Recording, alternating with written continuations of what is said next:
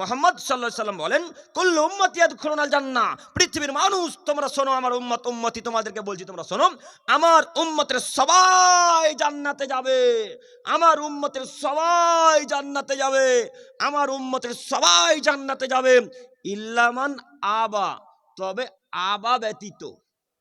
কিলা ওয়া মান আবা ইয়া রাসূলুল্লাহ সাল্লাল্লাহু আলাইহি সাল্লাম। সাহাবায়ে কেরামগণ আরবি ভাষার মানুষ, তারপরে আবার অর্থ বুঝতে পারলেন না, তখন প্রশ্ন করে আল্লাহ নবীকে বলছেন, আল্লাহর নবী, আবা কে? কে আবা? একটু বলেন না, কারা জান্নাতে যাবেন আল্লাহ নবী, কে একটু বলেন।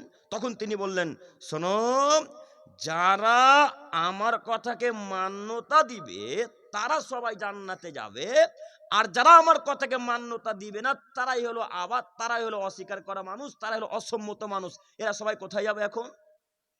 জাহান্নামে। হাদিস সহিহ মুসলিম ও মিসকাত। এবার আপনি বলেন, যারা রাসূলের কথাকে মান্যতা দেয় না, যারা রাসূলের উপরে আরো কিছু ইবাদতকে ঢুকাই, এরা এখন কোথায় যাবে? কথা বলে না। কথা বলতে ভয় লাগে তো কথা বলেন না। যে আমি প্রথম বাক্যে একটা কথা বললাম না, যে আমি কথা বললে আপনারা একটু আমার সাথে কথা বলবেন ইনশাল্লাহ, বলেছিলাম। এবার আপনি বলেন, যে যারা আল্লাহ রাসূলকে অমান্য করে চলে, এরা এখন কোথায় যাবে?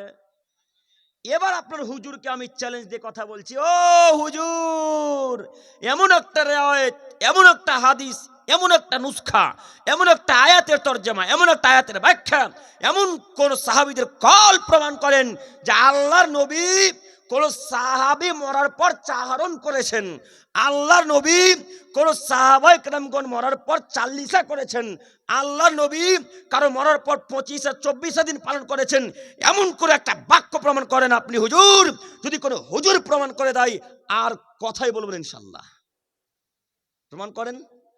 আজকে কেন, আজ থেকে কিয়ামত পর্যন্ত আপনার সাথে আমার চ্যালেঞ্জ হলো, কিয়ামত পর্যন্ত এমন একটা বাক্য খুঁজে বের করেন যে মুহাম্মদ সাল্লাল্লাহু আলাইহি ওয়াসাল্লাম কোন সাহাবীর চাহরণ পালন করেছেন, কোন সাহাবায়ে কেরাম করে 40 করেছেন, কোনদিন মুহররমে দিনে ঢোল ঢাকরা বাজিয়েছেন, এমন কোনদিন মাজারে গিয়েছেন, এমন একটা বাক্য প্রমাণ করে দেন হুজুর, আমিও কাল থেকে ফুরফুরা যাব ইনশাআল্লাহ।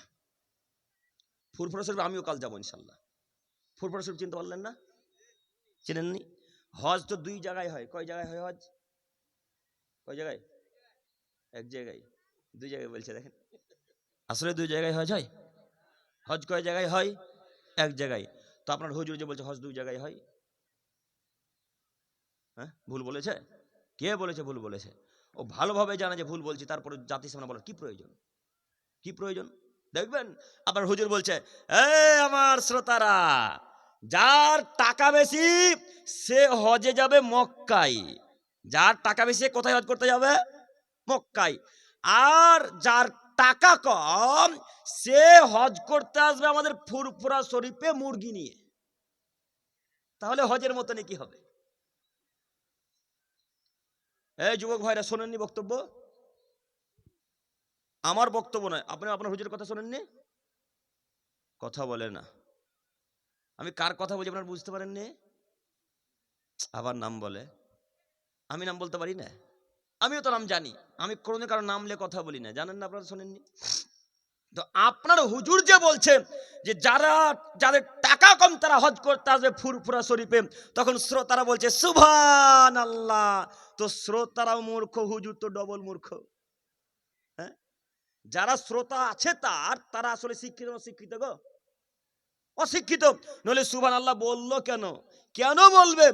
আল্লাহর নবী বলছেন হজ এক জায়গায় হয়, সেটা কোথায়? মক্কায়। তো আপনার হুজুর 3 নাম্বার শ্রেণীর জর্দাখোর, গুটখাখোর, মাজারখোর হুজুর যদি বলে যে হজ ওই ফুরফুরাতে হয়তো কেউ মান্যতা দিবে? কেউ তো দিবে না। তো আপনারা সুবহানাল্লাহ বললেন কেন? আপনাদেরকে বলি না গো, আপনারা সুবহানাল্লাহ মানে আপনাদেরকে বুঝাতে চাচ্ছি আমি, শ্রোতাদের বোঝা উচিত যে কোনটা সঠিক কথা, কোনটা বেঠিক কথা। এমন কথা জাতির সামনে বলেন যেন কথা বিক্রি হয় সমাজে, তাই না শেখ? এমন কথা বলতে হবে জাতির সামনে যেন কথা বিক্রি হয় বাজারে। কথা এমন বললেন, বাজারে বিক্রি যদি না হয় তো কথা বলে লাভ আছে?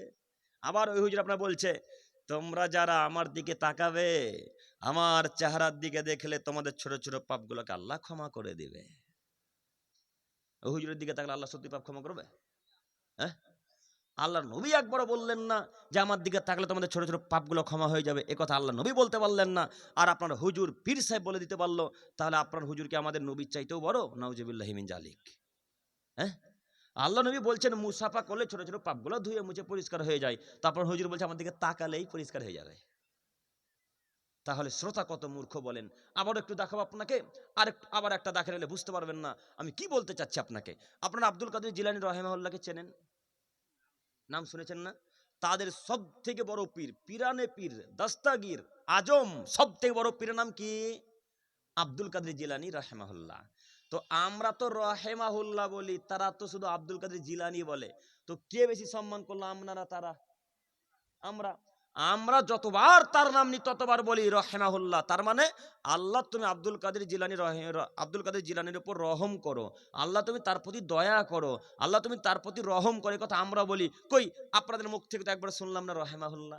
আপনারা শুধু বলেন পিরানে পীর দস্তাগীর, বড় পীর আজমে আব্দুল কাদের জিলানী, আর তো কিছু বললেন না। এই আব্দুল কাদের জিলানী রাহিমাহুল্লাহ তার মার পেটে আছে। কার পেটে আছে? কথা বলেন একটু আমার সাথে। তার মায়ের পেটে। আমি জাহান্নামের কারণ দেখাচ্ছি। তার মায়ের পেটে আব্দুল কাদের জিলানী রাহিমাহুল্লাহ ঢুকে আছেন। একটা ভিক্ষুক পিছন থেকে ভিক্ষা চাইতে এসে তার মার কাছে, তার মাকে এসে বলছে আমি ভিক্ষুক, আমাকে কিছু ভিক্ষা দিতে হবে। তো এই ভিক্ষুকটা তার মাকে দেখে কোনো খারাপ চিন্তা ভাবনা করলো, মানে জেনা করার চিন্তা ভাবনা করলো। একটু চিন্তা ভাবনা মাথাতে ব্রেনে আসলো।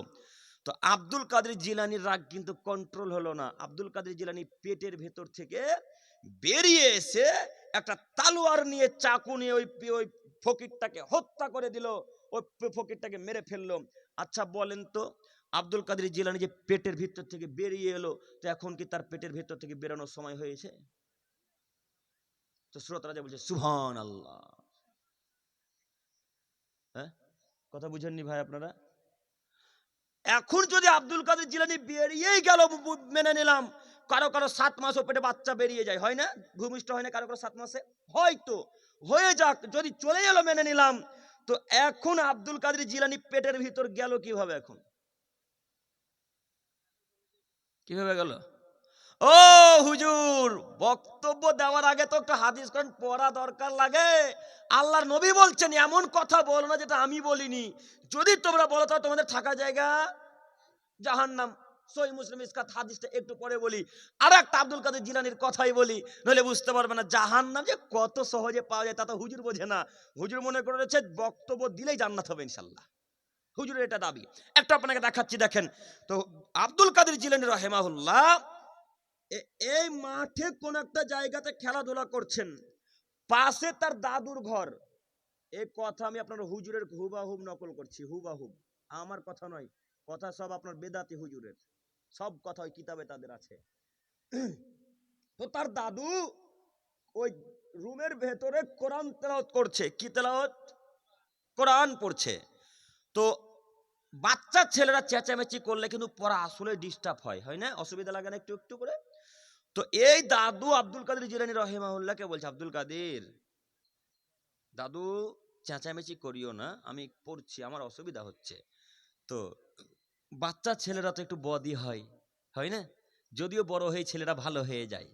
তো বাচ্চা ছেলেদের মন যত বাধা দিবে তত আর কাজ করবে।